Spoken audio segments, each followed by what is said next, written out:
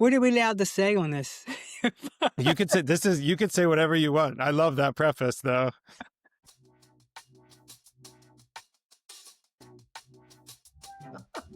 Can you do me a favor? Can you look in the camera and say like, comment, and subscribe? Like, comment. Like, comment, and subscribe to my channel. So to my grandson's channel. Say like, comment, and subscribe to my grandson's channel. Like, comment, and subscribe to my grandson's channel. You heard it. Okay. Welcome back to If I Knew Then. Today I have Paul Viggiano. He is an educator and communication coach currently at Villanova and Rowan. I first met Paul back at my days at GSK. We didn't work together, but we sat very close to each other. We were friends with Lynn, who I interviewed on here too, Lynn Tarini. I met you through a few of the communications folks that we worked regularly with. I think we also bonded over cheesy humor. It's good to have you on. Thank you for doing this. Before we go any further, can I turn it over to you to introduce yourself and tell us a little bit more? Sure. First of you. all, thank you for having me. This is, like you said, I've been watching all my old colleagues. It's thanks to you that I'm able to see what they're doing. And Thank you very much. So, yeah, I left. We worked together at GlaxoSmithKline, and I left in 2013 to teach full time because I was teaching as an adjunct while I worked at GSK, and I just loved it. It was so rewarding. It didn't pay very well, but I still loved it. And then 2013, as things happen in major companies, there was a downsizing, and I actually raised my hand and volunteered and asked if I could, be the one that could go because I really wanted to teach full time. So that's what I've been doing since 2013 in schools where I teach, but I only do 2 or 3 a semester because as I get older, I find that I get tired quickly. But I still love it. It's what I'm passionate about. If I can help, a kid in his future, have an impact on the future, that's a pretty amazing feeling. So it's truly a rewarding thing. That is really cool. I'm hesitant if I should say that. I don't want to disparage my former school, but when I had an opportunity to be an adjunct when I was still at GSK too, and you, to put it lightly, you're not exaggerating. I think I had to spend money to get to, and I'm sure it gets better as you get more experience under your belt, but that's funny, but it's true. I want to hear more about your perspective on being a professor, but before then, can you talk us a little bit through your career journey and how you got to where you are now? Yeah, someone once told me this and I didn't believe it. Your future doesn't go in a straight line. It kind of goes like this. And I never intended to be a teacher. It never even crossed my mind. I was a communications journalism major in college and in grad school.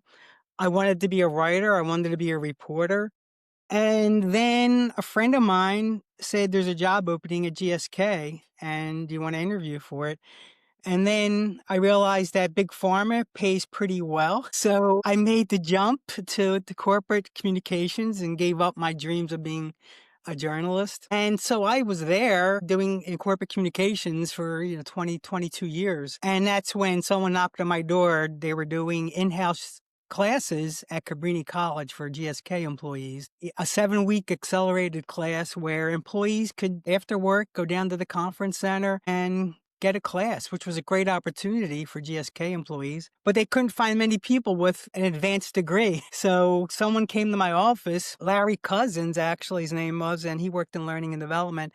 And he said, would you be interested in teaching a class for Cabrini? And I was doing training a little bit for GSK and I liked it a lot. And I'm like, sure. So after work every day, I'd go down and teach a class in marketing. And that's when I fell in love with it. And I continued to teach as an adjunct in different schools. After work, I would go drive somewhere and teach every night of the week, basically. That's really great. And that's why it was so easy when they said, you need somebody to raise their hand, and I did, to do this full time. And for me, it was a good thing. It was perfect because most people don't become an adjunct because you don't get health coverage. But I was a retiree at the time when I left GSK, so I got GSK coverage, so I was okay with that. So that was a big advantage for me, and that's why people really can't do it today. Well, okay. So that's interesting. So 20 years at GSK, you clearly had a passion for this because it's a lot of work to do it on the side, especially as many schools as you're doing. Can you walk me through? Kids too. Yeah, and kids. Yes, yes, Yeah. that's true.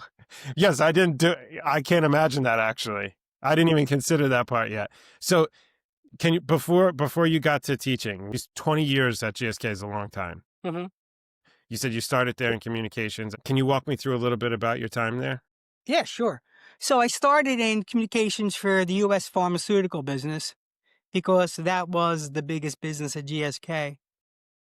And we worked with a small department, and we basically, it was our job to communicate to U.S. pharma employees, tell them what was going on. We had it's funny, back in those days, if we hit certain milestones, we had dress down days. With those, that was the prize. And now, everybody has dress down days 5 days a week. But you got to dress down on Fridays, and people, they loved that. So we would actually put posters up near elevator lobbies. We were, old school. This was before internet and electronic. This was before the iPhone. I mean, that was 2007.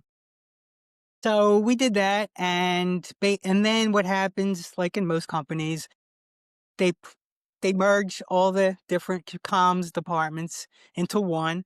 So then I jumped into corporate communications, Okay. and we each had a client, and my client was still U.S. Pharma, which was a good thing because I had relationships with those people. And then, we split off into different segments, and then came back together again. In the corporate world, that happens a lot. They're always trying to save money. And that's why basically, in 2013, I said, I kind of had enough of this corporate stuff. The cyclical. Yeah, yeah, sure. Because, when you're there long enough, it's coming because it is very cyclical.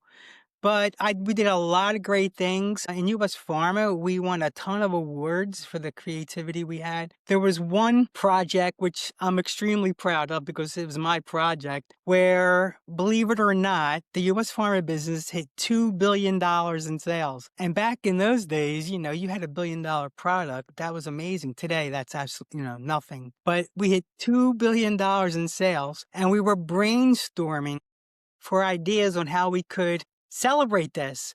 And and my boss, Mary Ellen Seitz is her name, and she was the greatest manager I ever had in my life because she just let me do anything I wanted to do. And she said, "What do you have? You have any ideas?" And I'm like, "Yeah, the other day I saw a $2 bill," and I'm like, "That's weird. Some people even think it's fake, that it's not real. What if we gave every employee a $2 bill?" Now that's a crazy idea, right? And she says, "Go do it." So I had to call the mint. We had armored trucks delivered to our mailroom. We did little thank you cards, and we put a $2 bill in every one of them and gave a $2 bill to every employee in America. And to this day, if I see someone on the street, they'll say, "Hey, I still have that $2 bill." Some people passed it around their departments and had everybody sign it. It became a thing. And we submitted that, and we won an IABC award, which is the International Association of Business Communicators. We won, a gold award for that. And I just thought, this is the greatest job in the world. When your creativity is a superpower, I mean, I tell my students that all the time. But when you see it accomplished and happening, there's no better feeling in the world. That's really cool. Do you think so? It's clear, even the way even when you're telling your stories about your time at GSK, you're also talking about how you use some of it in your teaching. So I could tell, I know we talked about it, you're very passionate about this work. Do you think, I mean, I think I know the answer to this, but do you think your time at GSK or 20 years there shaped how you teach your classes now? 100%. Because I'm going to slam higher ed right now, okay? Okay. The problem with higher ed is people, many of them, not everyone, I don't want to lump everyone into one bucket, but a majority of them hold advanced degrees, PhDs, whatever, and they just go from school to school to school, and now they're the subject matter expert here, teach a class. They've never received any training in education or how the human brain learns, or they've never done it. It's just they're the experts in it. So they're not always the best teachers. And students, at the end of the semester, they have to do an evaluation. And what I get a lot, and when I see my evaluations, is he has real world experience. He gives us lessons he's learned in real life. And I think that's a huge advantage, and that's what I bring to the classroom. It's not, I haven't been in school for 20 years. I've actually been in corporate USA, corporate America, for the past 25 years. So I'm going to give you lessons I've learned. That's a big downfall of the higher education system, is that many teachers just don't have that corporate experience, that work experience. I would agree with you. And I'm sure that insight. It's cool to hear that you get that from the students too, that they can recognize it. Now, do you teach? Is it all undergrad, or do you teach postgrad too? I teach grad school too. At Temple, I teach a speech writing class at Temple, and that's a graduate program. And I also, for St. Joe's, teach a graduate class in social media in the health environment, which is a pretty Okay. thing. Yeah. Because at Do St. you? Joe's, it's a college of pharmacy and science, and I get a lot of pharmacy majors and healthcare professionals. That's interesting. Do you find, maybe not, maybe rewarding is the wrong question. What do you prefer, teaching undergrad or grad? I have no preference. Okay. My only preference is if they care or not. So for Rowan, I teach in Burlington County in Mount Laurel, which isn't far from where we are. And it's a night class, and it's mostly older adults who are coming from work. And that's my best class. I'm Oh, sure. because they care. They're there to better themselves. Brad, it's a requirement. Why do I have to take this? This sucks. I don't want to be here. I call them prisoners. Either you're either a prisoner or a tourist, and there's a big difference between the two. And in that class, I have tourists. They want to learn. They want to better themselves. They see the value in it. So those are my favorite classes, the ones that actually care. I'm sure. I mean, I could, speaking from that, I don't think that that's a crazy thing to say, because speaking from, personal experience, I could tell you that I was going through the motions too. There are some classes I think that obviously stick with you when you're, because even though college is not a requirement, it does feel like that's the last step that you have to take. Yeah. But when you choose to go, but you're making a conscious decision at some point in your life after school, while you already have a job and you potentially have a family, that you're consciously spending this time to do this. I'm sure that you have a much more engaged class. Yep, it's great. And a lot of classes, I teach public speaking in a lot of schools. I mean, that's an emotional class. It's not accounting or economics. You have to get up there and you feel like you're being judged by people. It's a pretty big thing. So basically, I have group therapy. That's what my classes turn out to be. Let's spend the first couple of weeks talking about, how we can overcome these fears. Because it's funny, as I get older, every year becomes a little more challenging when it comes to attention spans and anxiety. So I think social media is a big factor. I think devices are a big factor. Jonathan Haidt has written a great book. I don't know if you've ever heard of him. Based on this book, a lot of schools are banning cell phones, which I think is a good thing. Really? Yeah, and it's amazing. His research talks about how depression and anxiety have just skyrocketed, and kids don't go out and play, and our brains need play, and they don't make friends anymore because they're basically in their basements all the time on their computers, and it's only going to get worse and worse. But yeah, he's done some amazing research. I've read a couple of his books; they're fantastic. So I mean, it's becoming a bigger challenge every year, and I can see it.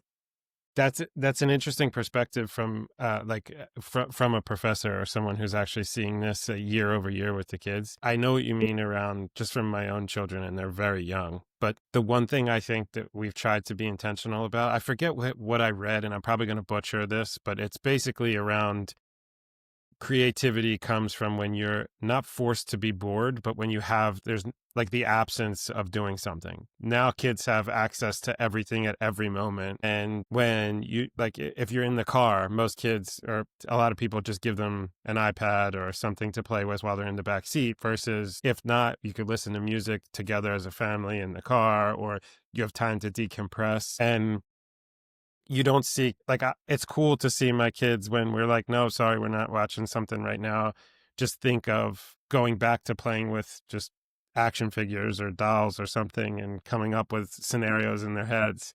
You don't see that as much anymore, I guess. No, you don't. And it's pretty funny when all this research just proves one thing whenever I read something.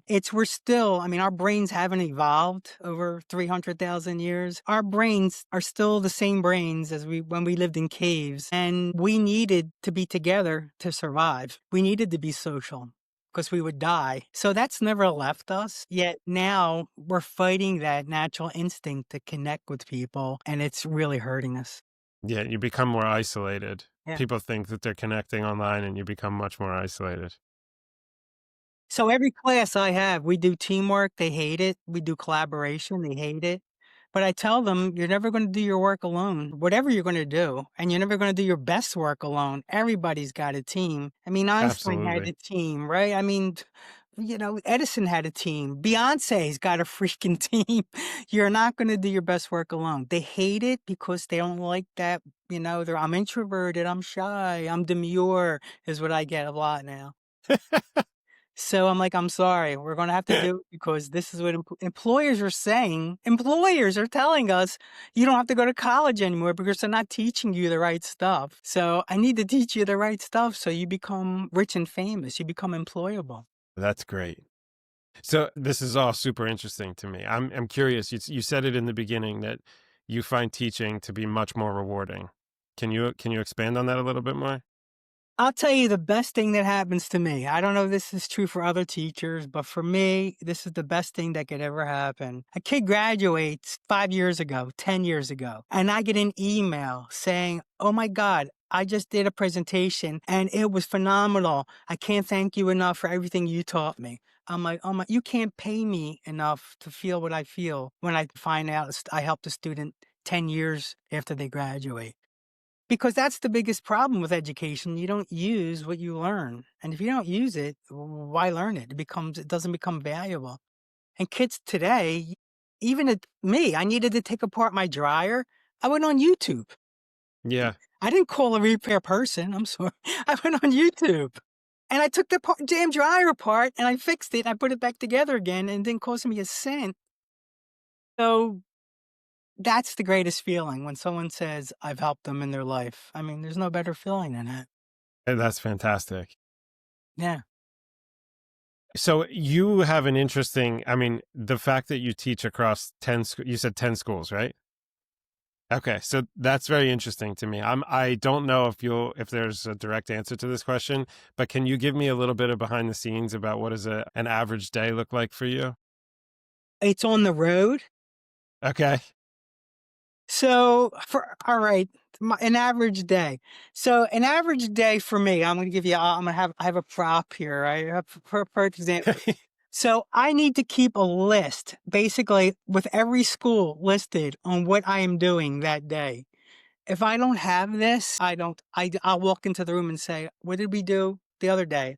What did we do? I need to actually keep a running list. And I try to keep it to just like 3 schools a semester. I'll start with a 9 o'clock class in the morning. I'll drive maybe to LaSalle and do a 9 o'clock class. And if I have more than one class, I try to do back to back because I don't want to sit around because that's stupid. So from those 2 classes, I'll either head to St. Joe's or I'll go out to Villanova. And my Villanova classes, I go till 9 o'clock at night. Okay. So it's basically a 12-hour day. But that's the bad part. But the good part is that's only like Tuesdays and Thursdays. So Mondays, we are recording this on a Monday. I have no classes, but classes are over anyway for break. And on Friday, I may have 1. So my Tuesdays and Thursdays, I'm going from here to here to here and fighting traffic and fighting the expressway and fighting City Line Avenue. And then on Mondays, I get to basically work on what I'm going to be doing for the rest of the week, go through my slides, edit, delete, update. What I try to do as an educator, if I see anything happening in the real world that I can use it in class, I find that the students kind of pay attention to that instead of using, here's what happened 50 years ago. And I'm like, well, why do I care? I So, was going to I yeah. was going to ask you about that. So I see you're very active on LinkedIn too, and I see it sometimes you're posting about the interactions you have with your students. How do you keep up with, because even still, I feel like it clicked for me. We were talking about age difference before, but I feel like there was one day where I was fluent on social media and I knew everything that was happening. And now I feel like an old man and I know nothing. So I'm curious, how do you stay engaged there? And can you expand on that a little bit? Yeah, sure. Well, I always make it a point. If you do this as an educator, if the students know you care about them, they will care. So I try to get to know everybody on a personal level, like what they do for fun.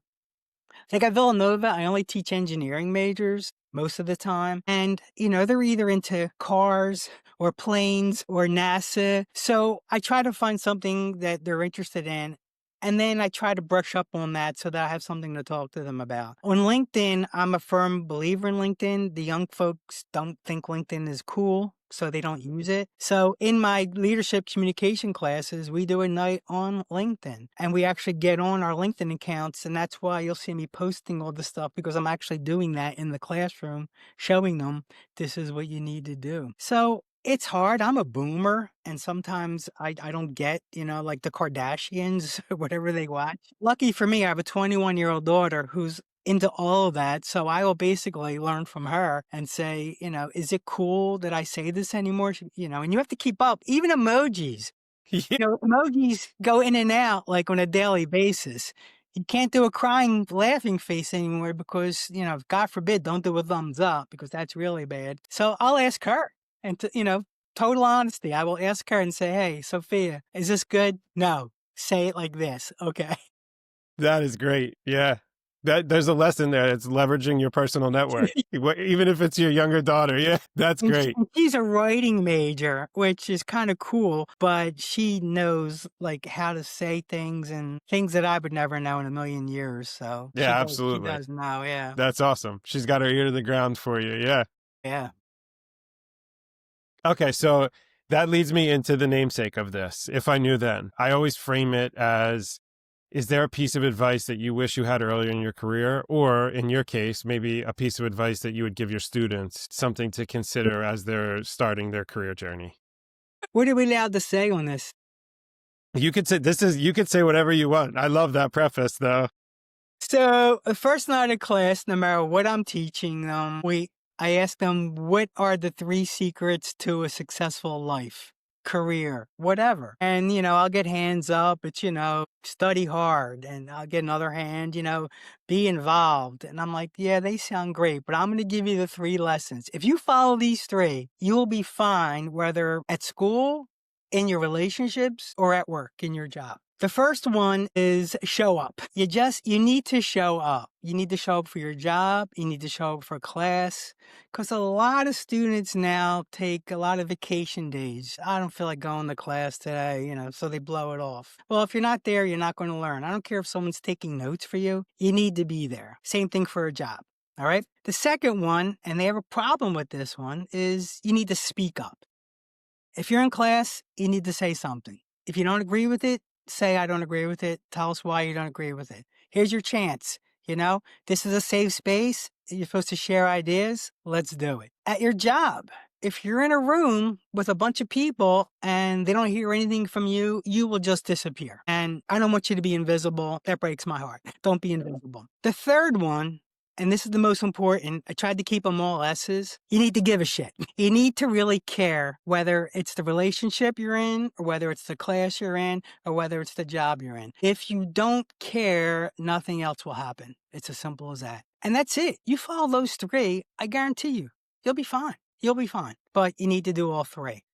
So I give them that, and then I put that in the final to see if they remember it. And they guess a lot, but most of them do remember 2 out of the 3, which is, is pretty good, better than nothing. But I think those are the lessons to learn in life. And something I I, wish I would have known earlier is you need to meet as many people as you can. I'm sorry. The more people you know in life, the luckier you are. So it's all about connection, connection, connection.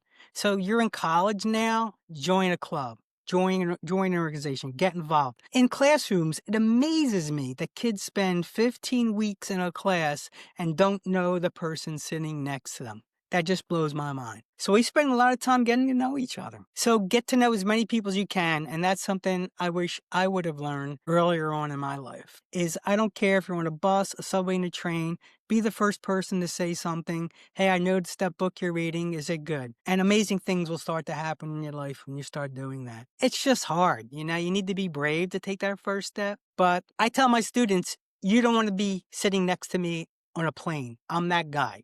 I will grab you before those AirPods go in. And that's the first thing people do, right? Boom. They put these Yeah. in. Don't talk to me. I will say, hey, wait a minute, before you put your AirPods in, where you headed? What do you got? What's happening? I've had the greatest conversations in my life on a plane. And a 3-hour plane ride felt like 15 minutes. And we both walked away smiling, like no one was upset or hurt. But usually I need to take the first step.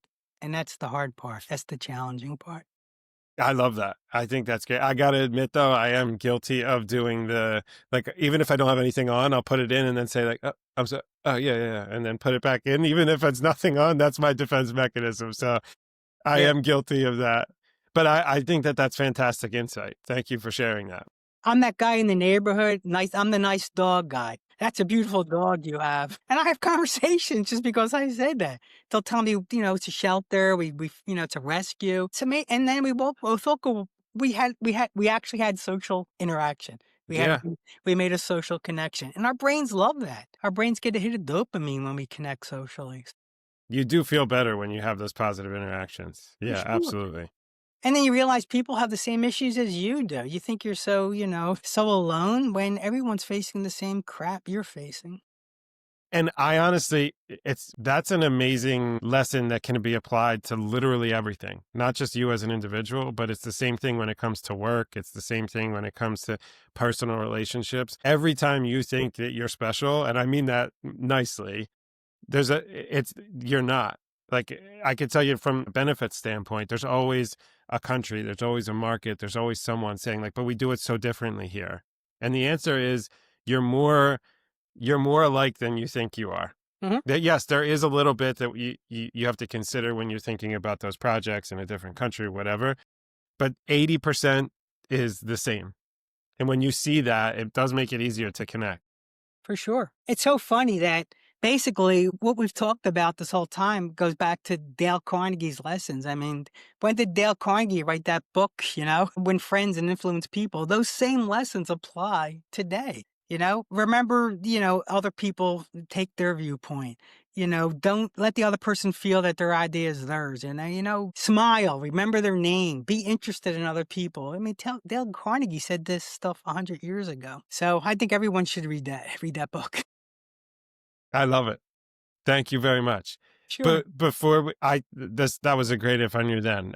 Before we wrap up, is there anything else you want to share or plug for the people listening?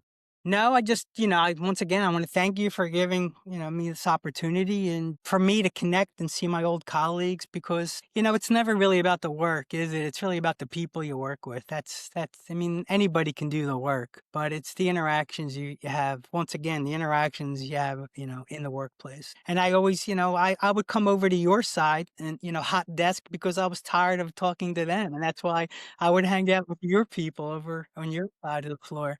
So just, thank you for doing this and giving people the opportunity to kind of learn from this, which I think you're a teacher. You may not know it, but you are. So thank you for that. Thank you very much. I really appreciate it. And for the people listening, if you've made it this far, please don't forget to like, comment, and subscribe. I forget saying it. I feel uncomfortable saying it, but actually it does help. If you're watching, if you enjoy this, please do subscribe. So Yeah. thank you very much. That's my little soapbox. So thank you very much. And Paul, thank you again for doing this. It was a really good conversation. Thank you. Love to have done it for you. And anytime you need help, let me know.